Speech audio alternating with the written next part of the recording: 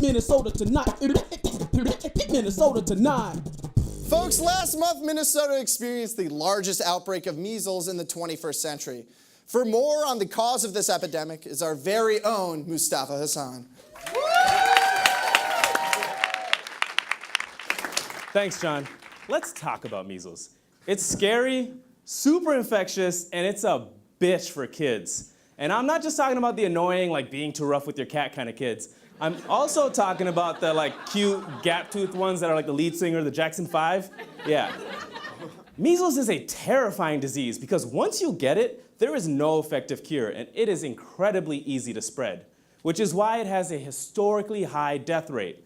Back in the 50s, when people were jumping on trolleys and yelling at Negroes, the US saw more than 4 million cases of measles and hundreds of deaths every year. That all changed in the 60s, well, except for the whole hopping on trolleys and yelling at Negroes thing. When a measles vaccine, you guys love that part? I love that part too. When a measles vaccine was created to prevent the disease from spreading.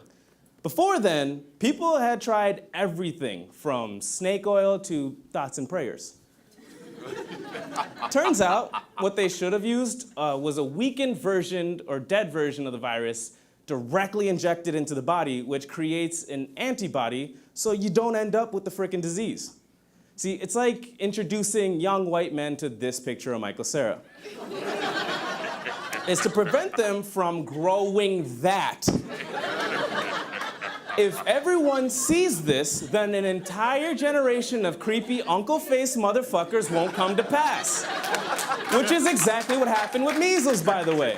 We can clap for that. Let's clap for that. That's some important shit right there.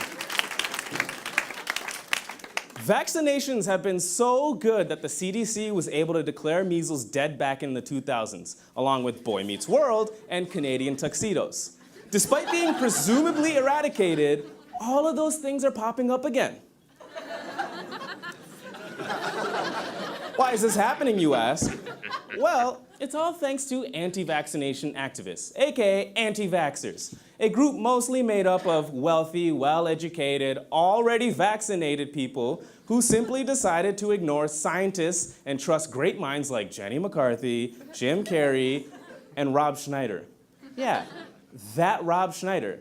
The man who has built an entire film career from being transformed into a hot chick, an animal, a prostitute, a European prostitute, and a failed stand-up comedian, has the medical know-how to decide whether or not kids should have vaccinations. Unfortunately, the anti-vaxxer movement has not just been contained to has-been comedic actors. They've become dangerously convincing with one particular demographic here in the Twin Cities. My community, the Somali community. When Somalis first started coming to Minnesota, our vaccination rates were actually higher than the state average. Because why wouldn't they be, right? Yeah, well, we're East African, not Amish. So that was a test to see if you guys were narrow-minded, and you failed, studio audience. But between 2004 and 2014, the vaccination rates for the Somali community dropped from 92% to 42%, which is crazy that people would say no to vaccinations because back in Somalia, thousands of people suffer from measles every year because they don't have access to vaccinations. So how did this happen, you ask? Well, that's all thanks to discredited doctor and direct-to-video diehard villain, Andrew Wakefield.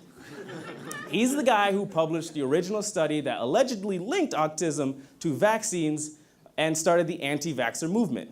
He's also the guy who was caught falsifying data for that study, had his medical license revoked, and was found guilty on 4 counts of fraud and 8 counts of child abuse. So, you know, like Rob Schneider, a credible source.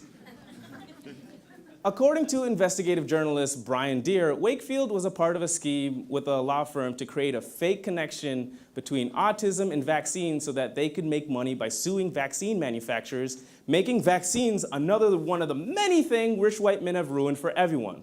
And you know what? Another thing rich white men have ruined for everyone, Kango hats.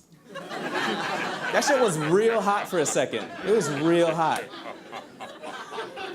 While conducting his research, lawyers were paying Wakefield a fortune to fabricate the scientific basis they needed in order to sue.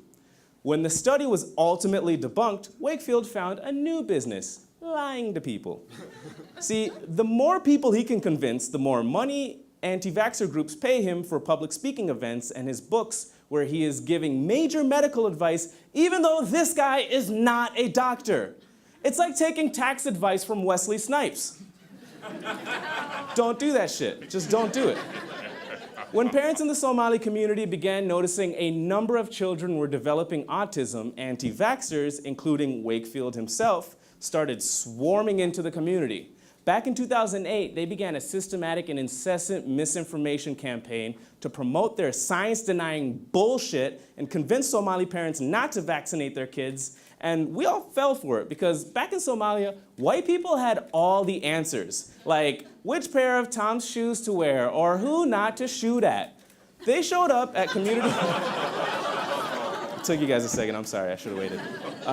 They showed up at community meetings, gave out propaganda, and sought to discredit the literally hundreds of studies that showed there was no link between autism and vaccines. And they weren't subtle about it either. At one 2011 gathering featuring Andrew Wakefield, armed guards stopped public health officials from attending. Armed guards, really? Pro tip, if the person giving you advice is using armed guards to keep real scientists away from responding, they're probably lying to you.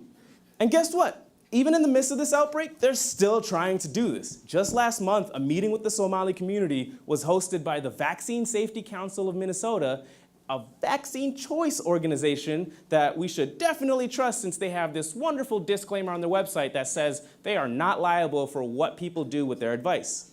This is a really great way of saying, don't listen to us, this is all bullshit, and even though our entire purpose is to trick you into believing it's not bullshit, that's your problem. They should have this same disclaimer on Rob Schneider's website. At the meeting, one of the organizers had this to say.